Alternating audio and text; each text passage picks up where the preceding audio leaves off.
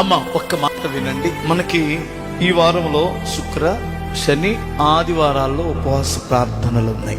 ఉపవాస ప్రార్థన వలన మనకి ఎన్ని ఉపయోగాలో మీరు గమనించండి. హామాన్ అనే ఒక శత్రువు ఇశ్రాయేలు ప్రజలను భూమి మీద లేకుండా తుడిచివేయాలనుకున్నాడంట. మనకు కూడా ఒక శత్రువు ఉన్నాడు తెలుసా? హామాన్ కంటే ఘోరమైనవాడు సాతానుగాడు. కానీ వారు ఉపవాస ప్రార్థన ఎంత బలమైన కార్యం చేసిందంటే శాసనాలనే మార్చేసింది. అది ఉపవాస ప్రార్థనలో ఉన్న శక్తి. గడ్డు సమస్య, నీ కుటుంబాన్ని వేధిస్తున్న సమస్య ఏదో ఉపవాస ప్రార్థన ద్వారా నీకు విడుదల వస్తుంది. ఇక ఆరోగ్యం అంటారా, డాక్టర్ గారిని కూడా అడగండి. 3 రోజులు కానీ ఉపవాసం ఉంటేనంటండి అసలు నువ్వు ఏ వైద్యుడు కూడా వెళ్ళాల్సిన అవసరం లేదు. సాధ్యమైనంత వరకు చెడు కొలెస్ట్రాల్, లోపల ఉన్న మలినాలన్నీ వెళ్ళిపోతాయట. అంటే ఆరోగ్యానికి మంచిది, ఆధ్యాత్మికమైన స్థితికి కూడా మంచిది.